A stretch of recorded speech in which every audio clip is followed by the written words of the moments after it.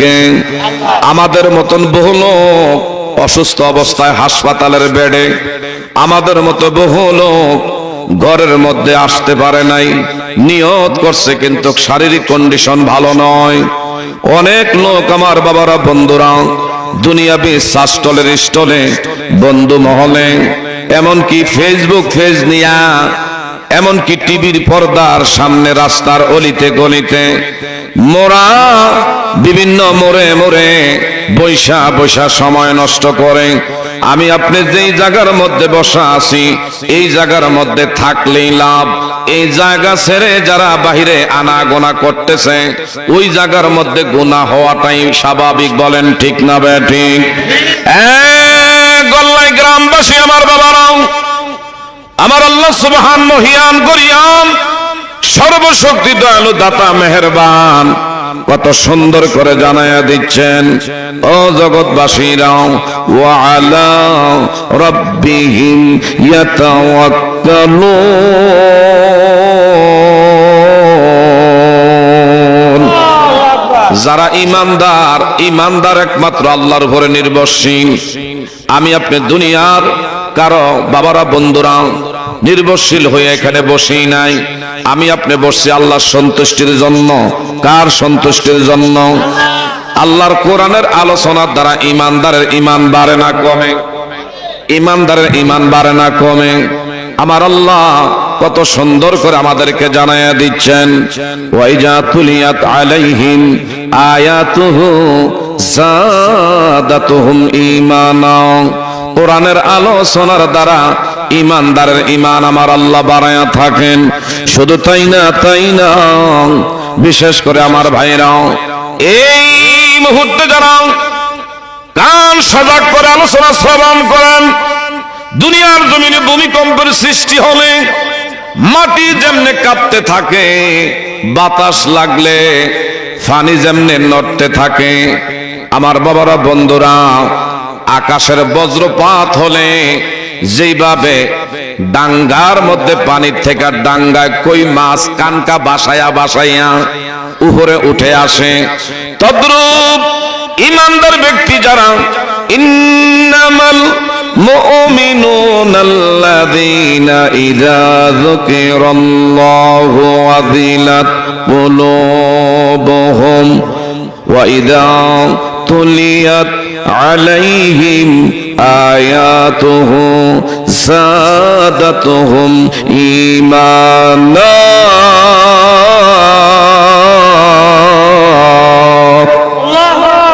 আমার ভাইরা কোরআনুল কারীমের আলোচনার দ্বারা ইমানদার ব্যক্তিটা কিন্তু কাঁপতে থাকে। কথা জোরে বলেন ঠিক না ঠিক? ইমানদার ব্যক্তির সামনে মসজিদের মাইকের আওয়াজ যখন কানে আসে, ইমানদার ব্যক্তির চেহারা বিকৃত হয়ে যায়।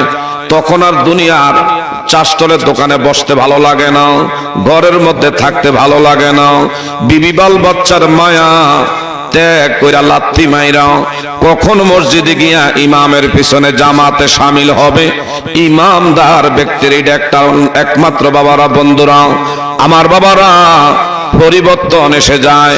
তদ্রূপ যারা ইমানদার কোরআনের আওয়াজ শুনলে রাস্তার মোড়ে মোড়ে অলিতে গলিতে বন্ধু মহলে আমাদেরকে আটকায়া রাখতে পারে না। কথা জোরে বলেন ঠিক না বা ঠিক?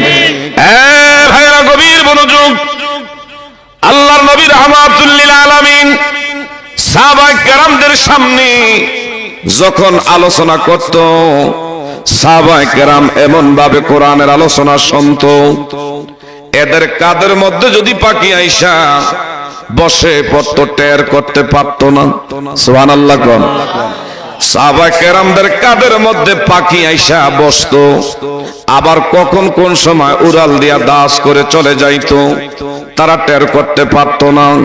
এত মনোযোগী কেন? এবার মনোযোগী আমরা হব না। ওয়াযাক্কির ফাইন্নায যিকরা তানফাউল মুমিনিন।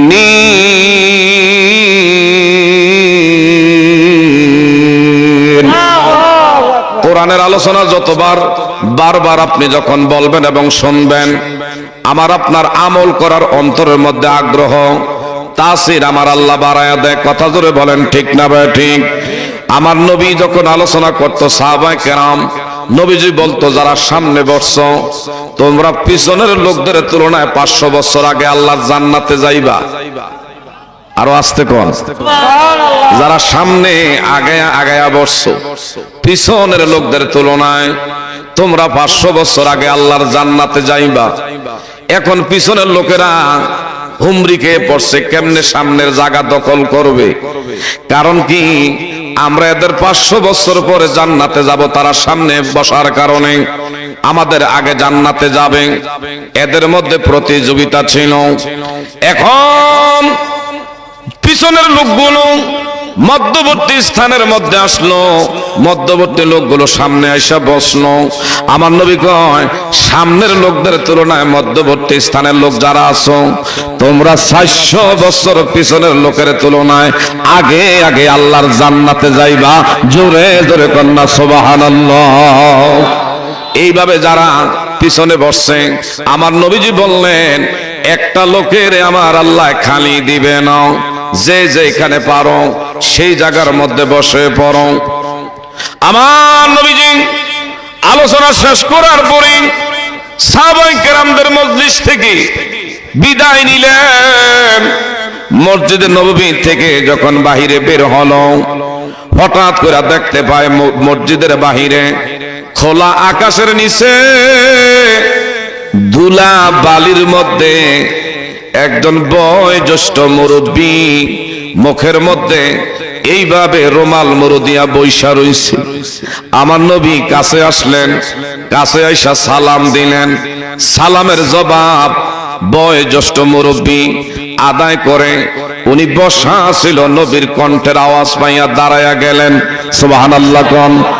আমার নবী আওয়াজ পাইয়া দাঁড়ায়া গেছে। আমার নবী কয় আপনি কে? আপনার তো চিনলাম না, মুখটা মুড়ো দিয়া বসছেন। এমনি উনি ওনার মুখমণ্ডল থেকে কাপড় সরাইয়া আমার নবীর সামনে বললেন, দয়ার নবী গো, আমারে আপনি চিনেন না? আমি হইলাম আপনার চাচা।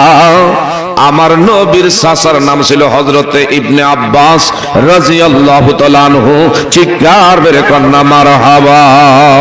ও প্রিয় হাবিব আশিকদেরকে কেন দূরে, ও প্রিয় হাবিব পাগলের রাখছো কেন দূরে।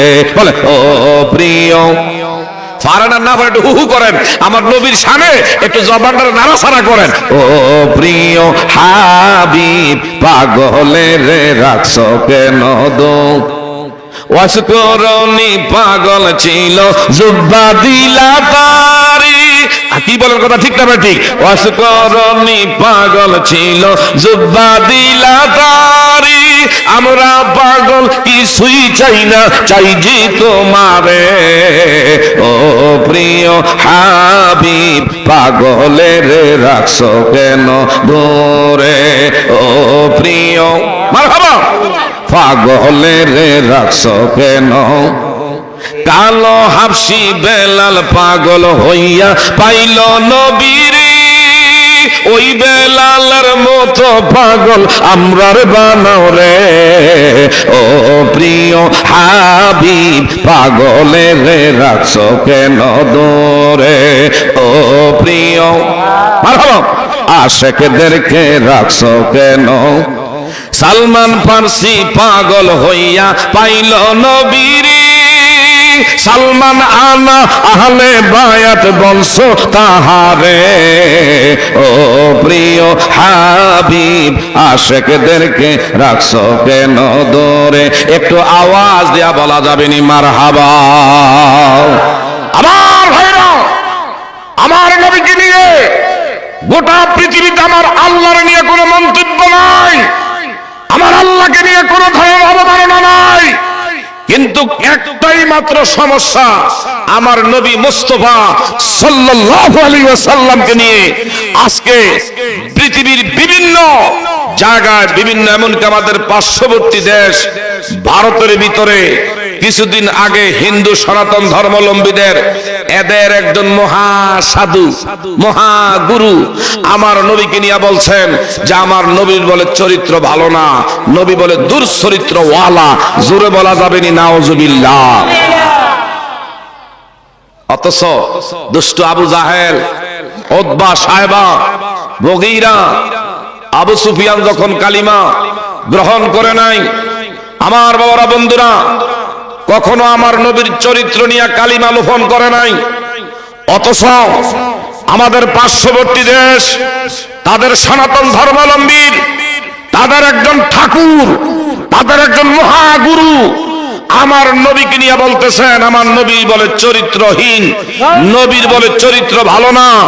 আজকের মাহফিল থেকে জানাই দিতে চাই, এই নবীর শান ও মান ইজ্জত, এই নবীর আজমত রক্ষার জন্য যদি ময়দানে নামতে গিয়া আমার আপনার বুকের রক্ত জান জমিনে কোরবানি করা লাগে, এই নবী মুস্তাফার পক্ষে আমি আপনি কোরবানি হতে চাই কি চাই না? আরো জোরে বলেন চাই কি চাই না? কে কে চাই? দুহাত বাড়ায় দেখাই। নারে তাকবীর, নারে তাকবীর, নারে রিসালাত। নবী ওলিদের দুশমনেরা, নবী ওলিদের দুশমনেরা চিৎকার মেরে কোন মারহাবা। আপনার কষ্ট হইতেছে আমার ভাইরা? বলতেছিলাম আল্লাহর হাবিব সাল্লাল্লাহু আলাইহি ওয়াসাল্লাম হযরত ইবনে আব্বাস নবীর চাচা, যিনি রাইসুল মুফাসসির, পৃথিবীর বুকে যত মুফাসসির হবে আমার ভাইরা ইবনে আব্বাস রাদিয়াল্লাহু তাআলা আনহু নবীর চাচার মতন হবে না। সুবহানাল্লাহ কোন। সুবহানাল্লাহ। এমন নবীজির চাচা আমার নবীজি বলল, চাচু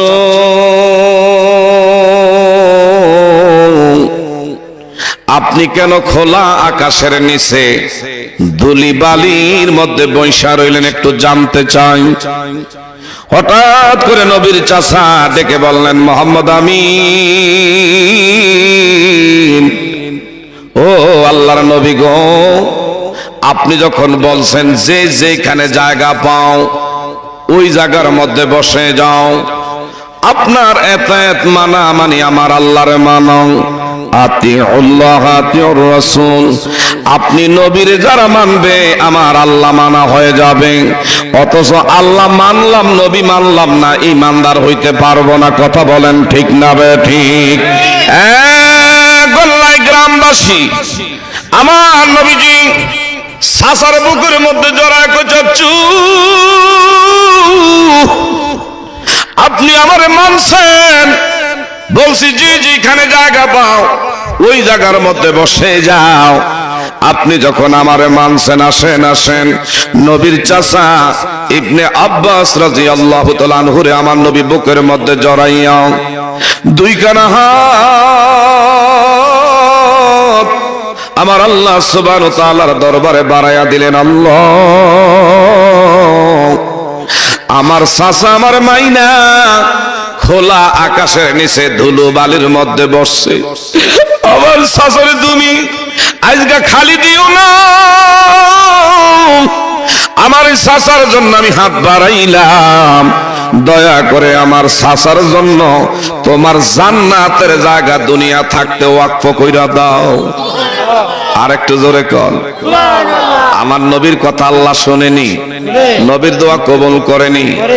একদল তো বের হইছে, দোয়া নাই, দোয়া লাগতো না, নামাজের খালি সালামটা ফিরাইলে একদল দৌড় মারে। মসজিদে দ্বার বারান্দা খোঁজ করলে পাওয়া যায় না। দোয়ার বিরুদ্ধে হতু আমারে আছে না নাই? অথচ দোয়া মুখল ইবাদা, সমস্ত আমলের মূল সারবস্তু হইল দোয়া। আদ-দুআ হুয়াল ইবাদা, সমস্ত ইবাদতের মূল মগজ হলো দোয়া। আমার আপনার মাথা যেরকম না থাকলে বডির দাম নাই, তদ্রুপ আল্লাহর কাছে মনের থেকে যদি হাত বাড়ে আমি আপনি বলতে না পারি, মনের মধ্যে শান্তি লাগে না। কথা জোরে বলেন ঠিক না বা ঠিক? এই জন্য আমি আপনি দোয়া চাই কি চাই না? আরো জোরে বলেন, দোয়া চাই কি চাই না? বাবারা গভীর মনোযোগ। আমার নবীজি যখন হাত বাড়ালেন, আল্লাহ আমার চাচা আমার মানছি, আমার চাচারে তুমি খালি দিও না, দয়া করে আমার চাচার জন্য দুনিয়া থাকতে তুমি জান্নাতের ব্যবস্থা করো। এমনি জিব্রাইল আমিন আসার ঘন্টার আওয়াজ শুরু হয়ে গেছে। আর একটু জোরে কর না মারহাবা। এমনি জিব্রাইল আমিন আসার ঘন্টার আওয়াজ নবী শুনতে পায়। আমার নবীজি এ বাবা এদিক সেদিক তাকায়েন না, আমার দিকে খেয়াল করার মতো আজ আমার দিকে হন।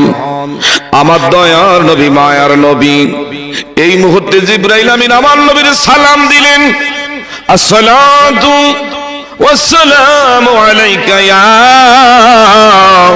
রাসূলুল্লাহ, আসসালাতু ওয়াসসালামু আলাইকা ইয়া হাবিবাল্লাহ। দয়ার নবী গো, আপনি যখন আপনার চাচার জন্য হাত বাড়াইয়া দিছেন, আমার আল্লাহ আপনার চাচারে আজকে খালি দেয় না, আপনার হাত আল্লাহ খালি দেয় না। আমার আল্লাহ আপনার চাচার জন্য দুনিয়া থাকতে জান্নাত এর জায়গা আমার আল্লাহ কবুল কইরা নিছি। একটু জোরে জোরে বলেন না মারহাবা। অনেক বেশি ভালো লাগে সোনার মদিনা, হায় হায় অনেক বেশি ভালো সোনার মাদি। যেটা মাতবেন না বুঝা গেল এটা এই রোগের রোগী, কথা কোন ঠিক না বেটি পারে না, না একটু বলেন হায় হায় অনেক বেশি ভালো লাগে সোনার মাদি, আজরে অনেক বেশি সোনার মাদি। লাগবেই তো কেন সেটাই শাহে মাদিনা, হায় হায় লাগবেই তো কেন সেটাই শাহে মাদিনা, হায় হায় অনেক বেশি ভালো লাগে আজরে অনেক বেশি সোনার মাদি, লাগবেই তো কেন সেটাই শাহে মাদিনা, হায় হায় লাগবেই তো কেন সেটাই শাহে মাদি।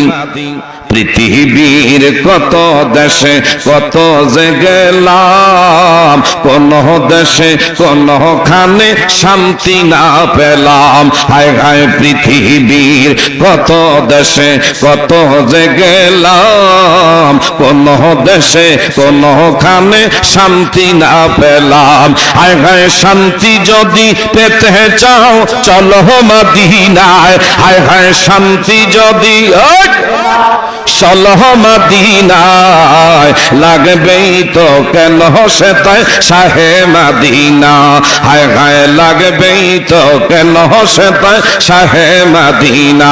একটু জোরে কি বলা যাবে নি মারহাবা। এ বাবা তাইলে কি আমরা দোয়ার পক্ষে না বিপক্ষে?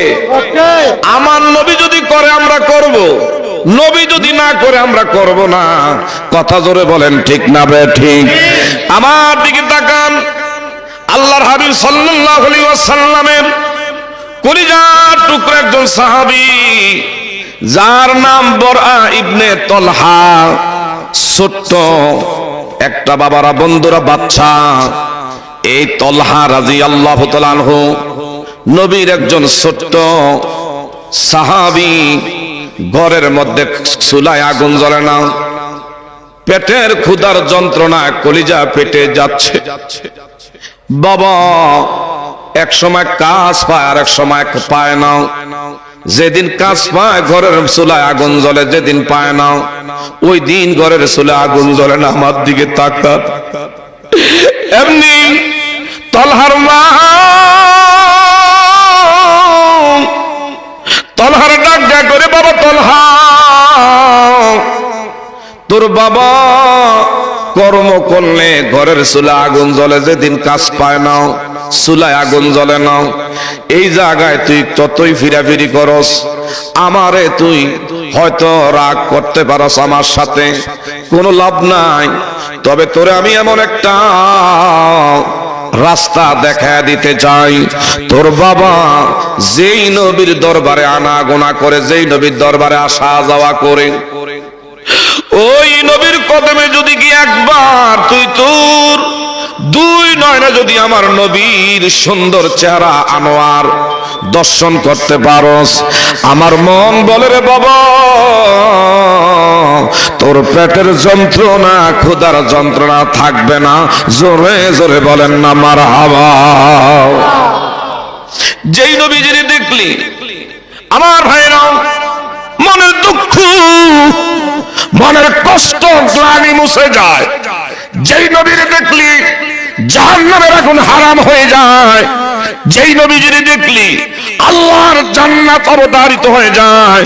যেই নবীজির দেখলে আমার ভাইরা কালিমা নসিব হয়ে যায়। যেই নবীর চেহারা আনোয়ার দর্শন করলে আমার ভাইরা আল্লাহর জান্নাত অবধারিত। চিৎকার মেরে বলেন না মারহাবা। আমার দিকে দেখুন, মা দুঃখিনী অভাগিনী এই মুহূর্তে তার বাবার বলল, ও তলহার বাবা দয়া করে আপনি নবী মুস্তাফার কদমে তলহার একটু নিয়ে যান। বাবা ডেকে বলে, বিবি গো কেন তারে নিয়ে যাইতে বলো? তে তো বাচ্চা মানুষ, তার উপরে শরীয়ত হয় না। আমার নবীর সামনে যদি আচরণ খারাপ করে বেয়াদবি করে আমার জীবন বরবাদ হয়ে যাবে, আমার আমল সব বরবাদ হয়ে যাবে। বলল না না আপনি নিয়ে যান। এমনি তলহার বাবা বরআ আমার নবী মুস্তাফার কদমে সন্তানরে যখন নিয়ে গেল, আমার নবীর সুন্দর চেহারা আনোয়ারের দিকে তাকাইয়া এইভাবে বাবারা বন্ধুরা তাকায়া তাকায়া হাসে। একবার দুইবার তিনবার আমার নবীর নজরে পড়ছে। সুবহানাল্লাহ কোন। আমার দয়ার নবী মায়ার নবী মুনাজাত শেষ করে সবাই বিদায় দিলেন। ছোট্ট তলহা আমার নবীর সামনে গেছে। আল্লাহর হাবিব সাল্লাল্লাহু আলাইহি ওয়াসাল্লাম তলহারে কয়, তোমার নাম কি? মা আনতা ইসমুকা। ও আমার নাম হলো তলহা। এ বাবা তুমি আমার দরবারে এসেছ, বিষয়টা কি? আমি এসেছি একটা ব্যাপারে। আমার মা বলছে আপনি নবীর দেখলে পেটের ক্ষুধার যন্ত্রণা নিবারণ হয়ে যায়। তাই হয়েছে ইয়া রাসূলুল্লাহ, তবে আমি বড় কষ্ট পাইলাম। ছোট্ট তলহা নবীর সাথে কি অভিনয় করে আমার দিকে তাকান। এই তলহা আমার নবীর ডেকে বলেন, ইয়া রাসূলুল্লাহ বড় কষ্ট পাইলাম। কয় কি? কয় সব বড়দেরকে আপনি আমল বাতলাইয়া দিলেন, সবক দিলেন। আমি বাচ্চা হওয়ার কারণে আপনি আমার কোনো সবক দিলেন না, আমল দিলেন না।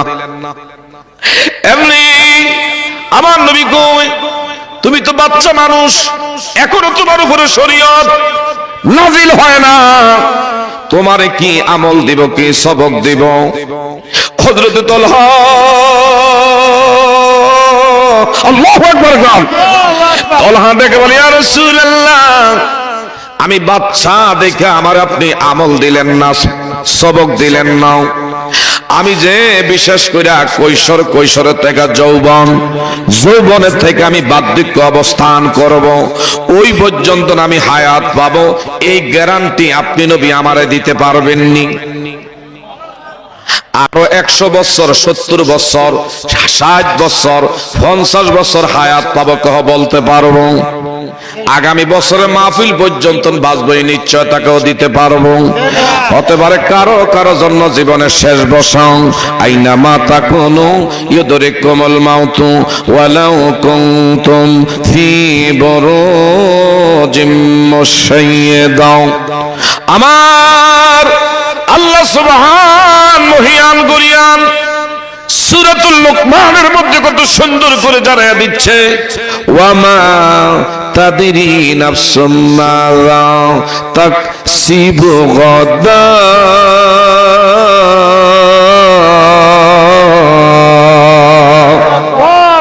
কার কোথায় রিজিক, কে কি খাবো, কে কি পরবো, একমাত্র জানে কে?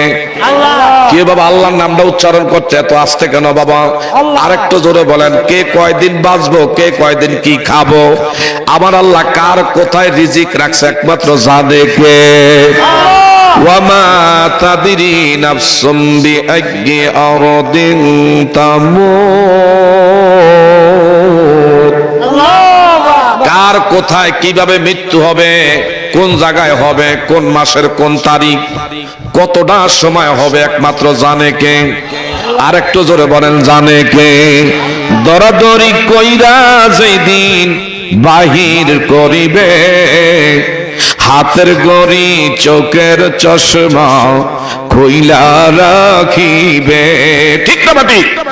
দরাদরি কইরা যেদিন, দরাদরি কইরা যেদিন বাহির করিবে, হাতের গড়ি চোখের চশমা খুইলা রাখিবে। মা তোমার কানের জিনিস, গলার মালা, কানের জিনিস গলার মালা খুইলা রাখিবে। বরুই পাতার গরম জলে গোসল করাইবে, বরুই পাতার গরম জলে গোসল করাইবে। ও হায় সাদা মার্গিন পরাইয়া সেই দিন, সাদা মার্গিন, কথা বলেন ঠিক কথা ঠিক? সাদা মার্গিন পরাইয়া সেই দিন দুলা সাজাবে, সাদা মার্গিন পরাইয়া সেই দিন মা তোমায় বধূ সাজাবে। হাতে বইরে বান্ধিয়া সোজা করিবে, হাতে বইরে বান্ধিয়া সোজা করিবে। ও হায় চার জনে চার কান্দে লইয়া, চার জনে চার কান্দে লইয়া কবরে যাবে। বন্ধু বলো বান্ধব বলো কেউ নাহি যাবে, বন্ধু বলো বান্ধব বলো কেউ নাহি যাবে। কথা ধরে বলেন ঠিক না ঠিক? আজকে যদি মারা যায়, যে বিবির লেগে আপনি বিদাস করলেন, যে বিবির লেগে রইতে বললেন, বৃষ্টিতে ভিজে ভিজে হাড় ভাঙা কঠোর পরিশ্রম করে আপনি রুজি রোজগার করলেন, ঘর দরজা কত সুন্দর পরিবেশ করলেন, সন্তানদেরকে লেখাপড়া করাইয়াও মানুষ করলেন, চলার মতন দুনিয়ায় যা যা প্রয়োজনীয় আল্লাহ আপনার কষ্টের উসিলায় ব্যবস্থা করছে। আজকে যদি মারা যান, ঘরের বিবি এমন তার নাকের মধ্যে রুমাল চেপে ধরবে, সন্তানদেরকে ডেকে বলবে, বাবারা তাড়াতাড়ি কইরা তোর বাবারে ঘরের থেকে বিদায় দে, ভয় লাগিরি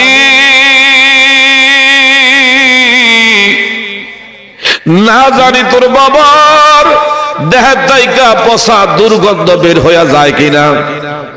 একটু জিকির করে লা ইলাহা, কই যাবেন রে? এরা নিয়ে আসুক।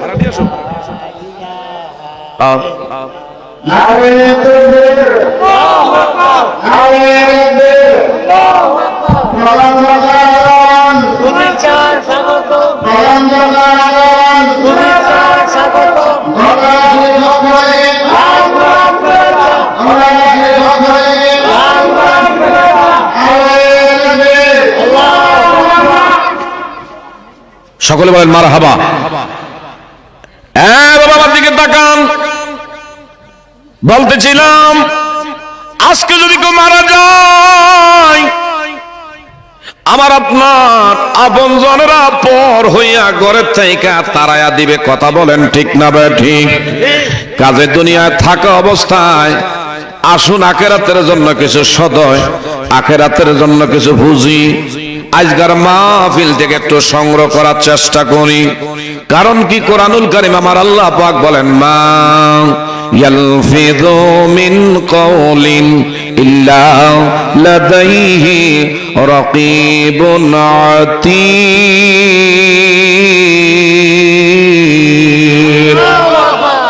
যা কিছু করেন সব রেকর্ড করে রাখেন কে? আর একটু জোরে বলেন, রেকর্ড করে রাখেন কে? কেউ বাবা আল্লাহর নাম উচ্চারণ করতে কোনো র্যাবের ভয় আছে না হামলা মামলার কোনো ভয় আছে? এ বাবা, না কোনো বাবারা বন্ধুরা, এই জায়গার মধ্যে আল্লাহর নাম উচ্চারণ করার কারণে আপনার নামে মামলা হবে এমন কোন আশঙ্কা আছে?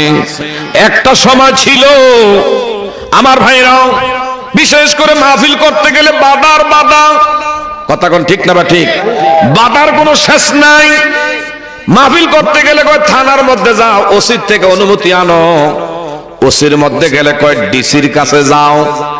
ডিসি কয় কোন বক্তা দাওয়াত করছেন, আগে বক্তার লিস্ট দেখাও। অর্থাৎ বক্তা কি এদের মতে না এদের বিশেষ করে মতের বাহিরে? যদি হয় এরপরে অতিথি কে কে আছে। যদি অতিথি আমার বাবারা বন্ধুরা এগমতন হয় তাইলে মাহফিল দিছে, নাইলে দেয় না। বর্তমান সময়ে এমন আর কোন অনুমতির কোন প্রয়োজন আছে না, কোন পুলিশের ভয় আছে না, কোন মাহফিলের মধ্যে বসলে কোন ধরনের হামলা মামলার আশঙ্কা আছে। আমার বাবারা বন্ধুরা, অনেক আল্লাহ কো আমি ইজ্জতের মালিক, কথা বলেন ঠিক না বা ঠিক? ইজ্জতের মালিক কে? ক্ষমতার মালিক কে? মাঝে মধ্যে চেয়ারের মধ্যে বসাইয়া আমার আল্লাহ দেখে গোলাম কেমন ভাবে রে তুই ক্ষমতা ব্যবহার করস। যদি ক্ষমতা ঠিক মতন ব্যবহার বিধি ঠিক মতন রাখস, আমি আল্লাহ মর্যাদা বাড়াইয়া দেই।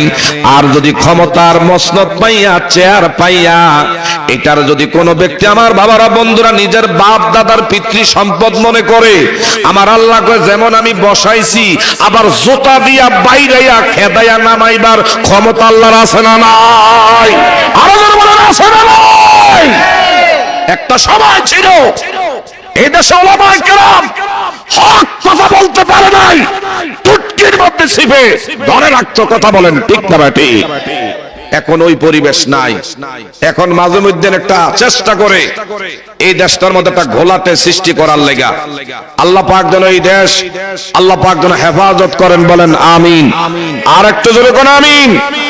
বলতেছিলাম ওই হযরতে বরআ ইবনে তলহা নবীজির কাছে বললেন, ইয়া রাসূলুল্লাহ আমি কয়দিন বাঁচবো, আপনি নবীকে গ্যারান্টি দিতে পারবেন? নবী কইটা তো আমি জানি না। সুবহানাল্লাহ। তাইলে আমারে কেন সবক দিলেন না? এমনি আমার নবীজি বলল, রে তলহা আজগার থেকে আমার এই দরওয়াজা তোমার লাগা সব সময় উন্মুক্ত, যখন যে সময় মনে চাইবে আসবা, তোমার লাগা দরজা কোনোদিন বন্ধ হবে না। এইভাবে ছোট্ট তলহা নবীর দরবারে আসা যাওয়া করে এক পর্যায়ে হযরতে তলহা অসুস্থ হইয়া পড়ছে। আল্লাহু আকবার কোন? অসুস্থ হইয়া পড়ছে। বাবা বরআরে ডেকে বললেন, তলহা এ বাবা,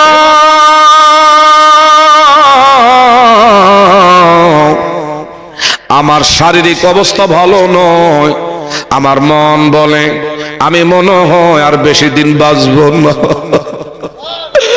আমি তুলহ যদি দিনের বেলা মারা যায়, আমার দয়ার নবীর কাছে সংবাদ দিবেন, আমার নবী যেন আমারে বিদায়ী জানাজার নামাজের নবী ইমামতি কইরা আমারে যেন বিদায় দেয়। আর যদি রাতের বেলা মারা যায়, আমার নবীরে জানাইবার প্রয়োজন নাই। বাবা কান্দি, দুনিয়ার কোন সন্তানের বাবা আছে? সন্তান বাবার হাত ধরে যদি বলে বাবা আমি বাঁচতাম না, যদি রক্ত ঠিক থাকে কোন বাবা স্ত্রী থাকতে পারবে না, কারণ তার শরীরে ব্লাড কালেকশন বাবার ঠিক না ভাই ঠিক? হযরতে বড়া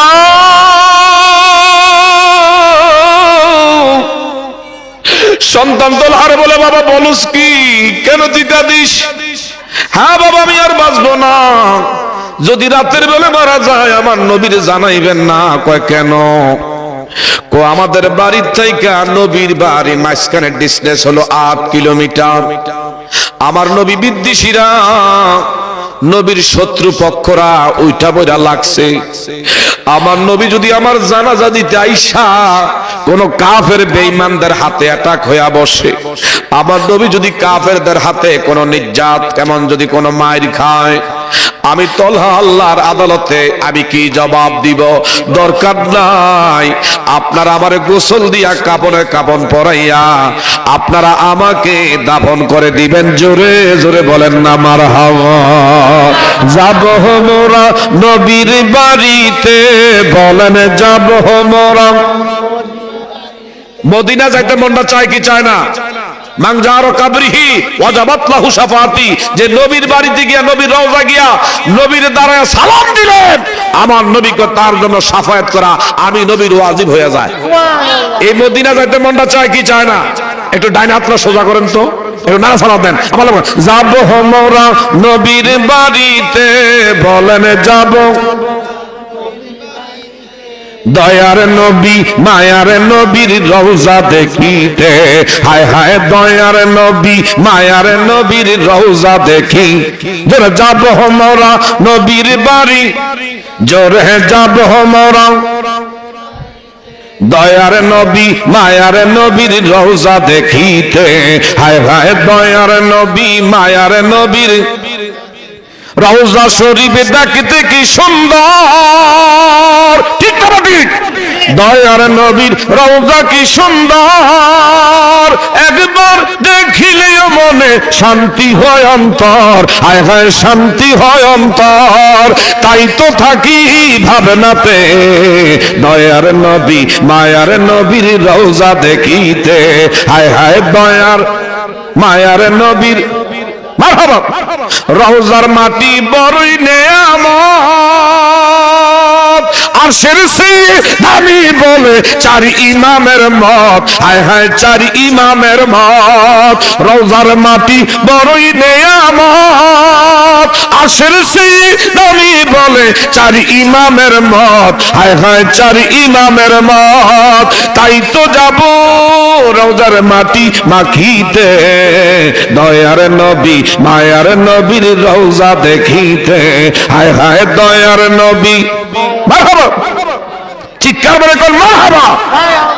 আমরা কি ওই নবীর মোস্তফার পক্ষে থাকতে চাই কি চাই না? আরো ধরে বলে আমরা চাই কি চাই না? বিশেষ করে এই তলহা রাতের বেলায় মারা গেছে, আমার নবীরে জানায় না, নবী গেছে গা আল্লাহ রাস্তায় জিহাদের ময়দানে। জোরে জোরে কন্যা সুবহানাল্লাহ। সাহাবায়ে কেরাম নবীরে কেমন ভালোবাসতো, সুবহানাল্লাহ কইতেন না? উহুদের ময়দানে আল্লাহর হাবিব সাল্লাল্লাহু আলাইহি ওয়াসাল্লামের আমার ভাইয়ের একটা দন্ত কাফের বেঈমানের বাচ্চারা শহীদ করেছে। শুধু তাই না, নবীজির মাথা মোবারক লোয়ার হেলমেটের একটা করা নবীর মাথায় বিদ্ধ হয়েছে। নবীজি উহুদের ময়দানের একটা গর্তের মধ্যে এইভাবে নবীজি লুটটা পড়ছে।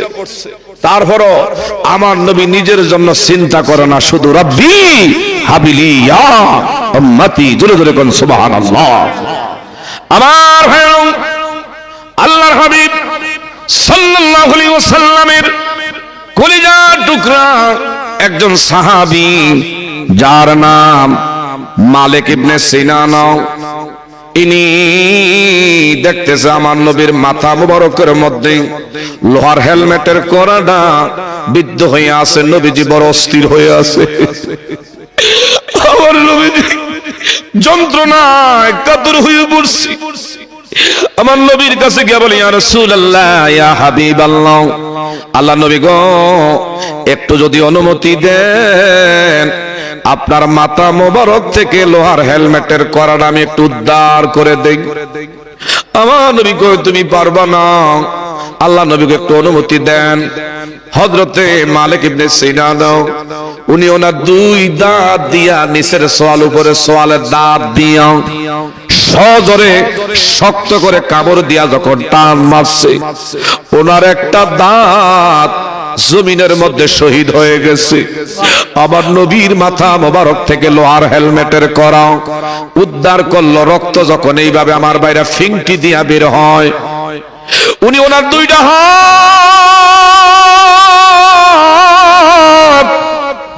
আমার দয়ার নবীর মাথা মোবারকের দিকে বাড়াইয়া দিলেন। আল্লাহু আকবার। দুইটা হাত বাড়াইয়া বাড়াইয়া এই রক্তগুলো উনি চুইসা চুইসা পান করলেন। সাহাবায়ে কেরাম কেমন নবীর ভালোবাসার মাপকাঠি, এরা কেমন নবীর আশিক, কেমন পাগল। উনি এমন নবীর মাথা মোবারকের রক্ত মোবারক পান করার পরে আমার নবী কইরে, মালিক ব্যাপার কি, তুমি আমার রক্ত পান করলাম, কাজটা ভালো করো নাই। ইনি বললেন, আমি দুনিয়ার কোন মানুষের রক্ত পান করি না, আমি আল্লাহর হাবিব সাল্লাল্লাহু আলাইহি ওয়াসাল্লামের মাথা মোবারকের একমাত্র রক্ত মোবারক আমি পান করছি। সুবহানাল্লাহ কোন, একমাত্র নবীর মাথা মোবারকের রক্ত মোবারক আমি পান করছি। আমার নবী কই, তুমি যদি আমি নবীর মহব্বতে যদি পান করে থাকো, আল্লাহু আকবার কর, আমি নবীর মহব্বতে যদি তুমি রক্ত মোবারক পান করে থাকো রে, যারা এখানে আছো সবাই রে বলে, যদি তোমরা দুনিয়া থাকতে কোন জান্নাতি ব্যক্তি দেখতে চাও, আমার মালিক আমার মাথা মোবারকের রক্ত পান করার কারণে ইনি দুনিয়ায় থাকতে আল্লাহর জান্নাতি জান্নাতি। জোরে জোরে বলেন না মারহাবা। বাবারা, বন্ধুরা, গভীর মনোযোগ। ওই তলহা রাতের বেলা মারা যায়। বাবা আপনজনদেরকে লইয়া গোসল করাইয়া কাপনে কাপন পরাইয়া জানাজা দেওয়াইয়া সব্বারের সাথে কবরস্থ করলো। যেতে যেতে কয়েকদিন হয়ে গেল, আমার নবীজি যুদ্ধের ময়দান থেকে যখন অবস্থান করছে, কে জানি নবীর কানে সংবাদ দিল, ইয়া রাসূলুল্লাহ, আপনার ছোট্ট তলহা দুনিয়ার জমিন থেকে বিদায় নিয়েছে। আপনার সাথে তলহার সঙ্গে যে একটা গভীর প্রেমের সম্পর্ক, কেন তলহার বাবা আপনারা জানাইলো না? আমার নবীও দারুণ কষ্ট পাইছে। খবর দিলেন তলহার বাবারে, এ বড়া, আমার তলহা মারা গেল, তুই আমার একবারও জানাইলি না, বিষয়টা বুঝলাম না। ইয়া রাসূলুল্লাহ, ইয়া হাবিবাল্লাহ, আমার সন্তানের ওসিয়ত ছিল, দিনের বেলা যদি মারা যাইতো তাইলে জানাইতাম, রাতের বেলা যদি মারা যায় নিষেধ করছে, এই জন্য আমি বলি নাই। আপনি নবীর তো বিরুদ্ধ, আপনি নবীর বিশেষ করে বিরুদ্ধে কাফের বেঈমানরা উঠা বইরা লাগছে। আমার সন্তানের রাতের বেলা আমরা দাফন কাফন করে ফেলছি। আমার নবী কইল, রে ল, আমারে নিয়া চল, আমার তলহার কবরের পাশে নিয়ে আমার একটু দাঁড় করায়া দে। জোরে জোরে বলেন না মারহাবা। হযরত তলহার কবরের পাশে আমার নবী যখন দাঁড়াইছে, আমার নবীর চোখ চোখ, নবুয়তি চোখ, দুনিয়ার কোন আমার আপনার মতন চোখ নয়। কথা জোরে কোন, ঠিক না ঠিক? আমার নবীজি তলহার কবরের পাশে দাঁড়াইয়া যখন নবুয়তি চোখ দিয়া এইভাবে কবর জিয়ারত কইরা হাত বাড়াইয়া তাকাইলো, দেখতেছে তলহার বাবা বারবার আমার নবী আসমানের দিকে তাকায়া তাকায়া মুস্কি মুস্কি হাসে। আরো আস্তে কম। আমার নবী হাসে। তলহার বাবা জিজ্ঞাসা করে, ও দয়ার নবী গো, আমার সন্তানের কবরের মধ্যে আপনি দাঁড়াইয়া আসমানের দিকে তাকাইলেন, আবার মুস্কে মুস্কে হাসলেন। আমার নবী গো, তুমি জানো না আমি হইলাম নবী, তুমি নবী নন। আমার চোখ তোমার চোখ নয়, আমার আল্লাহ তলহার কবরের দৃশ্যটা আমার চোখের সামনে জাহের করাইছে। আরেকটু জোরে কর না। আমার তলহার কবরটা আমার সামনে জাহের করাইছে। আমার তলহা আল্লাহর জান্নাতের চাটিয়াল ময়দানে ঘুরে বেড়ায়। জোরে জোরে বলেন না মারহাবা। আর একদল বের হইছে, আমার নবীর বলে আল্লাহ দেখায় না। আল্লাহ যদি দেখাইলে, আল্লাহ যদি দেখায়, আমাকে কোনো আপত্তি আছে? আমার নবীজি সাহাবায়ে কেরামদের কাফেলা লইয়া গোরস্থানের পাশে দিয়া যায়। আমি আর দেরি করছি না, শেষ করে দিচ্ছি আমার ভাইরাও। আমার নবীজি কাফেলা লইয়া গোরস্থানের পাশে দিয়া যায়। নবীর ব্যবহারের উঠি যে সওয়ারি, ওই কবরের পাশে যখন গেল, নবীর ব্যবহারের সওয়ারিটা সঙ্গে সঙ্গে এইভাবে লাফাইতে শুরু করছে। আল্লাহু আকবার কর। আমার নবীর মিটারে ধরা খায়া গেছে, নিশ্চয় এখানে গোরস্থান, এখানে কারো না কারো কবরের মধ্যে আযাব হয়। এই জন্য আমার উটনি কবরের কাছে এসে লাফাইতে আছে। কবর খবর উটনি রে আমার আল্লাহ জানায়। আর আমার নবী জানলে কিছু কিছু লোকের মুখের দিকে টান যায় না, কথা কোন ঠিক না বেটি? বাবার ওইদিকে গেলাম না, এমনি আমার নবীজি সাহাবায়ে কেরামদেরকে নিয়ে হাত বাড়ায় দোয়া করলেন, আল্লাহ আল্লাহ গো তুমি দয়া করে গো আমার নবীর আল্লাহ দেখাইতে আছে গোরস্থানের মধ্যে একটা যুবক কবরের মধ্যে জাহান্নামের আগুন দাউ দাউ দাউ দাউ করে জ্বললে, আমার নবী দরদি নবী, উম্মতের কান্ডারি, উম্মতের দুঃখ দুর্দশা আমার নবী সইতে পারে না। আমার নবীজি দুইটা হাত কবর দিকে বাড়াইয়া সাহাবায়ে কেরামদেরকে নিয়ে দোয়া করলেন, আল্লাহ দয়া করে গো এই যুবকের কবরের আযাব তুমি মাফ কইরা দাও। আল্লাহু আকবার কোন। আমার নবী আবার হাত নামায়া কবরের দিকে তাকাইলেন, কবরের দিকে তাকায়া দেখে কবরের আযাব মাফ হয় না। দ্বিতীয়বার নবী আবার দোয়া করলেন, কবরের দিকে তাকাইলেন, কবরের আযাব মাফ হয় না। নবী তিনবার দোয়া করার পরেও কবরের আযাব আল্লাহ মাফ করে নাই। আমার নবীর মিটারে ধরা খাইছে নিশ্চয় এই সন্তানের পিতা মাতা তাদের দুইজনে একজনের সাথে মনে হয় বেয়াদবি করছে। নবীজি দাঁড়াইয়া ডাইনে তাকায় বামে তাকায়, দূর থেকে দেখতেছে একটা বৃদ্ধা মহিলা, আল্লাহু আকবার কোন, একটা শরীর মধ্যে এইভাবে বর কইরা ঠক ঠক ঠক ঠক করে যখন আগায় আসতেছে। আমার নবী কয় নিশ্চয় নিশ্চয় মামলা মনে এই জায়গায়। আমার নবী আগায় গেলেন, মহিলার কাছে গিয়ে বললেন, মা ও মা এই যে একটা নতুন কবর, যুবকের কবর, আমি একটু দেখলাম কবর অবস্থা ভালো না, তার বাবার নাম কি, কোন বাড়ি কোন গ্রাম একটু জানতে পারেননি, আপনি বলতে পারেননি? মহিলার সামনে বলে, মহিলা দুই চোখের অজান্তে চোখ দিয়া ঝর্ণার মতন পানি এইভাবে ছাড়লেন। মহিলা বললেন, আপনাকে তো চিনলাম না, আমার নবীর কোনদিন তো দেখে নাই। বলল, হুয়া মুহাম্মাদুর রাসূলুল্লাহ সাল্লাল্লাহু আলাইহি ওয়াসাল্লাম, মা আমি হইলাম আখিরি নবী, আপনি আখিরি নবী, আমার ভাগ্য আমার কপাল খুলে গেছে নবীরে গোরস্থানের পাশে পাইয়া। ও নবীজি আপনি যার পরিচয় জানতে চান, এটা কে? আমার 10টা না 5টা না, একটাই মাত্র ছেলে। হায়রে ছোট্টকালে তার বাবারে হারাইছি, তারে কোলে পিঠে মানুষ করছি, মানুষের বাড়ি বাড়ি বান্দি কাটছি, দাসী খাটছি, কত মানুষের কত কথা আমার জীবনে শুনতে হয়েছে। তার মুখের দিকে তাকায় আমি আমার জীবন জৈবন শেষ করছি। এই ছেলেটা বড় হয়েছে, বিয়া করাইছি, 3 কথার সাথী। ঘরে যেদিন বউ আসছে, ওই বউয়ের কথায় এমন ভাবে কান ভরা দিত। একদিন আমি রাইতের 1টার সময় ঘুমাইয়া রইছি, পুত্রবধূ তার বউ আমার বিরুদ্ধে উল্টা পাল্টা বুঝাইয়া আমারে খেপাইয়া দিছে, আমার বিরুদ্ধে খেপাইয়া দিছে। রাইতের 1টার সময় ঘুমের ঘরে ছেলেটা তার পাউডা দিয়ে আমার একটা লাথি মারছি, আমার একটা লাথি মারছি। আমি কি করতে বিমূঢ় হইয়া এইভাবে কই, কি রে বাবা কি কাজটা করলি? তোর বাবা ছোট্ট কালে তোরে রাইখা দুনিয়া থেকে বিদায় হয়েছে, ইচ্ছা করলে আমি দ্বিতীয় স্বামী গ্রহণ করতে পারতাম, তুই এতিম হয়ে যাবি, কার মুখের দিকে তাকাইয়া থাকবি? আজ তুই বুঝি আমারে তোর বউ দিয়া লাথি মারলি। এই ধরনের কুলাঙ্গার মার্কা কিছু ছেলে আমার বাইরে বউয়ের কথায় মা বাবার সাথে আলাদা হইয়া থাকে, আসে না নাই? মা বাবারে মা বাবা মনে করে নাও, এমন গল্লায় নাও থাকতে পারে। হায়রে বউয়ের কথায় মা বাবার খবরও নেয় না, মারে মা বইলা ডাক দেয় না, বাবারে বাবা কইলা ডাক দেয় না। এমন বাবারা বন্ধুরা, বউ যেটা কয় এটাই সত্য, মা বাবার কথা তার কাছে তিক্ত, তার কাছে একবারে তিতা। কথা জোরে কোন ঠিক না ঠিক?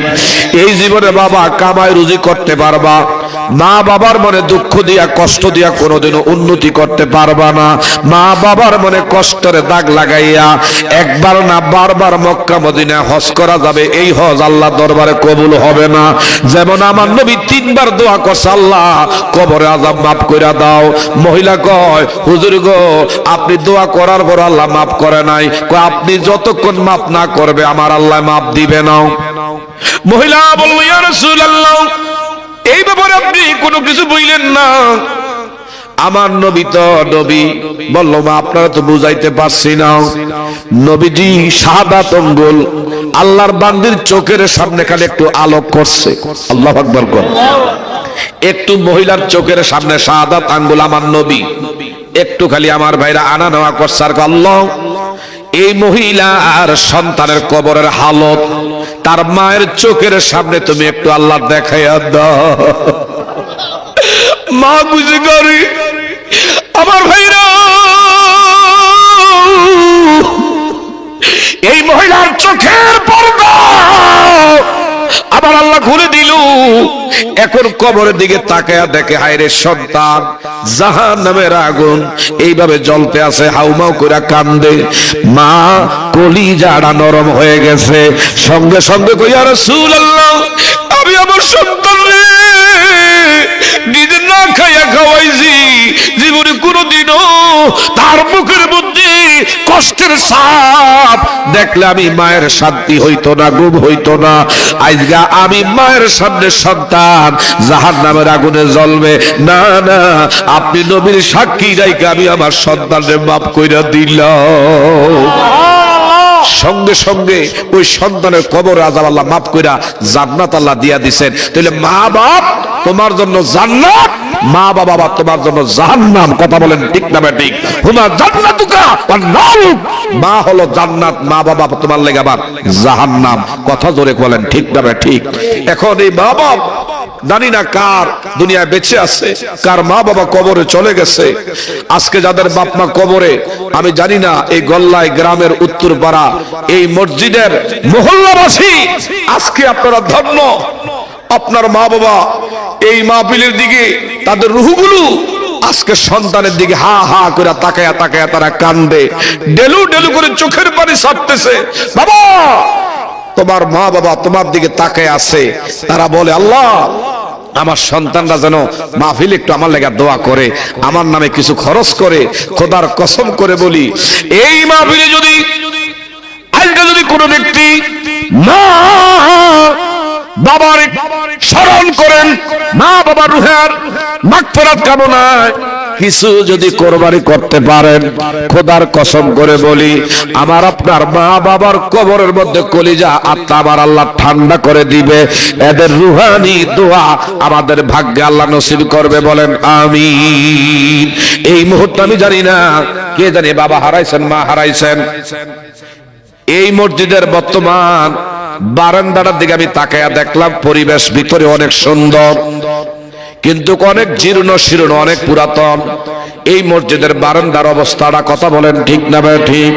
মান বানা লিল্লাহি মসজিদান বানাল্লাহু লাহু বাইতান ফিল জান্নাহ আও কামা ক্বালা আলাইহিস সালাতু ওয়াস সালাম। হাসরের ময়দান যেদিন কায়েম হবে, খানে কাবা বাইতুল্লাহর আল্লাহ ডাক দিবে তুমি ইঞ্জিল হও। যেরকম ট্রেনের ইঞ্জিল দুনিয়ার সামনে বগি থাকে পিছনে, কথা কোন ঠিক না ঠিক? হাসরের ময়দানে খানে কাবা ইঞ্জিল হয়ে যাবে। আর পৃথিবীতে যত আল্লাহর ঘর মসজিদ আছে ট্রেন গাড়ির বগির মতন খানে কাবার পিছনে একটার পর একটা থাকবে। দুনিয়ার ট্রেন বিভিন্ন স্টেশনে যেরকম স্টপেজ করে যাত্রীদেরকে নেয়, হাসরের ময়দানে যারা মসজিদকে আবাদ করেছেন, যারা মসজিদে ভালোবাসেন, মসজিদের সৌন্দর্যের জন্য নির্মাণার্থে যারা হাত বাড়াইবেন, খোদার কসম করে বলি